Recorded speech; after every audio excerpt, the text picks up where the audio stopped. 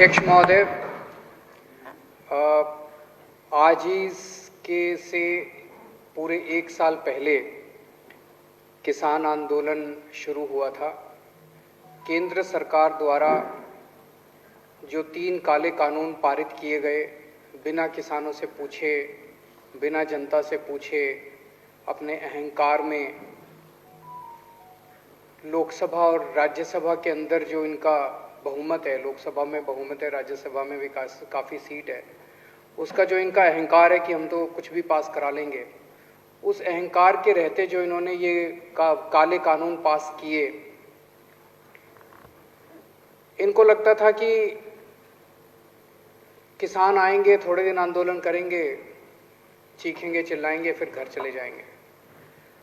पिछले साल 26 नवंबर को यह आंदोलन दिल्ली के बॉर्डर पे शुरू हुआ। आज पूरा एक साल हो गया और उनका आंदोलन सफल रहा।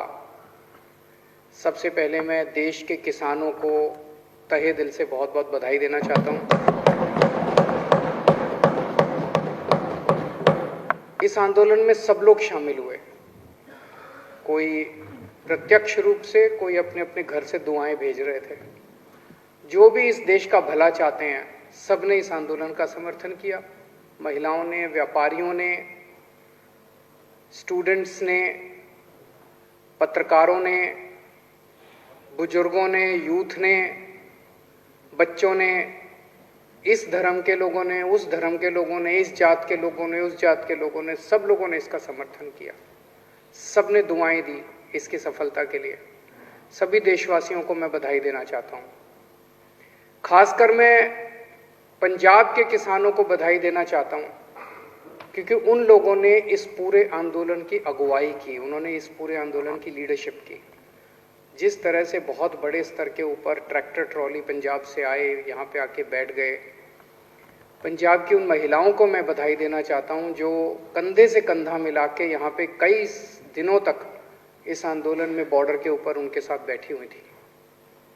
सर्दी में, गर्मी में कितनी बाधाएं आई इनको, कितनी इन्होंने तकलीफें सही। मतलब मेरे को याद है पिछली बार अभी तो उतनी सर्दी नहीं पड़ी, लेकिन पिछली साल जब कड़ाके की सर्दी पड़ रही थी, हम सोचा करते थे कि हम अपने घर में इतने बड़े सारे हीटर लगा के बैठे हैं और इतनी रजाई के अंदर बैठे हैं, ये किसान बॉर्डर के ऊपर पता नहीं कैसे बैठे होंगे, कैसे सो रहे होंगे खुले आसमान के नीचे। फिर गर्मी आई, डेंगू आया, कोरोना आया, सारी बाधाओं को दूर वो करते हुए अंत पंत में किसानों की जीत हुई। तीनों कानूनों को वापस लिया गया। मैं समझता हूं कि शायद ये इंसान के इतिहास में, दुनिया के इतिहास में सबसे लंबा आंदोलन था। मैं और कोई ऐसा आंदोलन नहीं जानता। भारत में 1907 में एक आंदोलन हुआ था, वो भी किसानों का आंदोलन था, पंजाब के किसानों का आंदोलन था, और वो अंग्रेजों के खिलाफ हुआ था। वो 9 महीने चला था, 1907 में हुआ था। उसके बाद अब किसानों को आंदोलन करना पड़ा अपनी सरकार के, चुनी हुई सरकार के खिलाफ। ये 12 महीने चला। दुनिया का सबसे लंबा आंदोलन, सबसे अहिंसात्मक आंदोलन, संयमित आंदोलन। सत्ता पक्ष ने इनको भड़काने में कोई कसर नहीं छोड़ी, षड्यंत्र करने में कोई कसर नहीं छोड़ी, गालियां देने में कोई कसर नहीं छोड़ी। उनको कुचला गया। लखीमपुर का जो इंसिडेंट है, बहुत ही दर्दनाक इंसिडेंट है कि सरेआम सड़क के ऊपर इतने लोगों के सामने, हजारों लोगों के सामने किसानों को गाड़ी से कुचल दिया गया। और इतनी हिम्मत हो गई, अगर सुप्रीम कोर्ट इंटरवीन नहीं करता तो ये उसको गिरफ्तार भी नहीं करते जिसने कुचला था। ये तो सुप्रीम कोर्ट की वजह से इन्हें गिरफ्तार करना पड़ा। लेकिन किसान बेचारा शांत रहा। वो केवल अपने अर्जुन की आंख की तरह अपने आंदोलन पे केंद्रित रहा। 700 किसान शहीद हो गए। 700 किसान अपने ही देश में, अपनी हुई चुनी हुई सरकार के खिलाफ लड़ते लड़ते 700 किसान शहीद हो गए। उन सभी किसानों को मैं नमन करता हूं। लेकिन एक खुशी की बात यह है कि उनकी आत्मा को अब शांति मिल रही होगी, क्योंकि उन्होंने जिस चीज के लिए शहादत दी वो अंत में लक्ष्य पूरा हुआ और किसानों की जीत हुई। कितनी गालियां दी गई इन लोगों को, एंटी नेशनल हैं। अपने देश के किसान एंटी नेशनल हैं। अगर अपने देश के किसान एंटी नेशनल है तो ये सारे जो बैठे हुए हैं उधर, वो क्या है फिर? जो गालियां दे रहे थे वो क्या है फिर? वो नेशनल है, एंटी नेशनल हैं, खालिस्तानी हैं, आतंकवादी हैं, चाइना के एजेंट हैं, पाकिस्तान के एजेंट हैं, पता नहीं क्या क्या किसानों को गालियां नहीं दी गई। कभी किसी ने सोचा नहीं था आज़ाद भारत में एक ऐसा दिन आएगा जब अपने किसानों को इस तरह की गंदी गंदी गालियां दी जाएंगी। पर किसानों ने पलट के इनका जवाब नहीं दिया, किसान शांति से बैठे रहे। इतनी हिंसा की गई, इतने वाटर कैनन इनके ऊपर बरसाए गए, लेकिन इनकी हिम्मत के सामने सरकारों के वाटर कैनन का पानी सूख गया। इनकी कीलें, सड़क के ऊपर कीलें ठोकी गई, लेकिन इनकी हिम्मत के सामने सरकार की कीलें भी पिघल गई। बैरियर लगाए गए, सब किया गया इनको, लेकिन इनकी हिम्मत नहीं तोड़ पाई ये सरकार। और अंत पंत में इस सरकार को झुकना पड़ा, इनके अहंकार को तोड़ दिया इन किसानों ने। जिस तरह से आज़ादी की लड़ाई लड़ी गई थी, ये किसी आज़ादी की लड़ाई से कम नहीं था। सबसे बड़ी बात ये हुई कि ये किसानों की जीत नहीं है, ये जनतंत्र की जीत है, भारत की जीत है।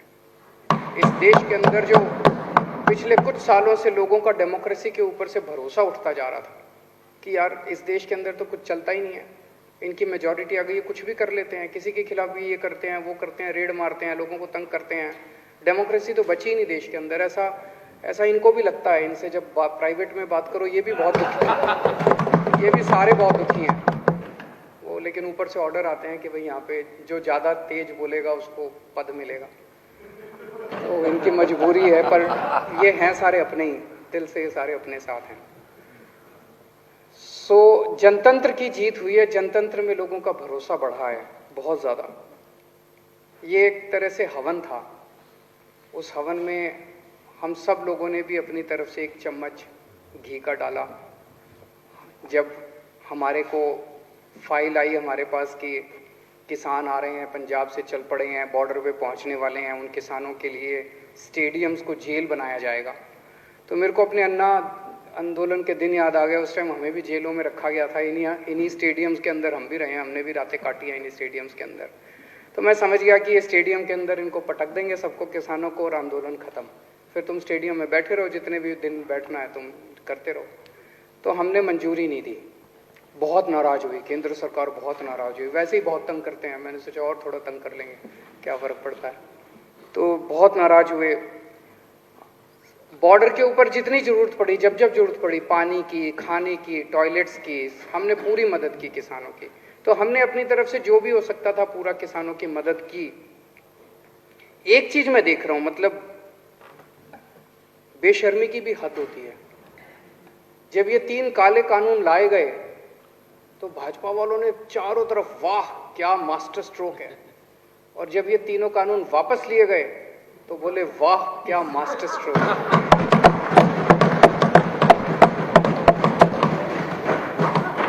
मतलब मैं यही कह सकता हूं, मुझे बहुत दया आती है आप लोगों के ऊपर। क्या गत बना दी आप लोगों की आपके नेताओं ने। ऐसा भगवान किसी के साथ ना करे।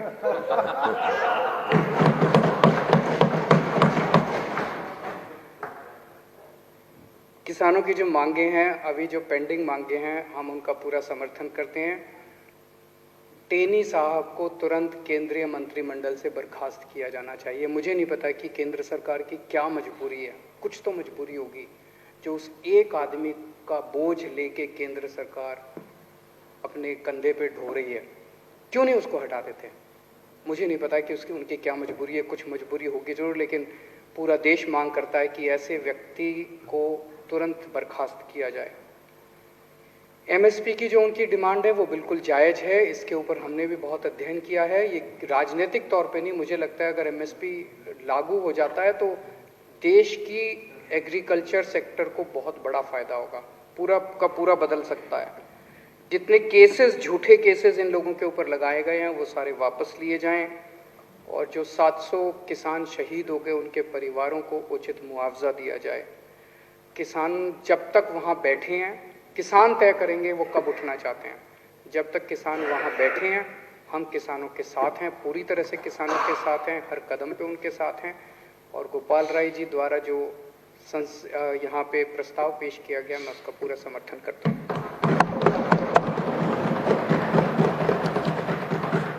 अब माननीय विकास मंत्री श्री गोपाल राय जी चर्चा का उत्तर देंगे और संकल्प को पारित करने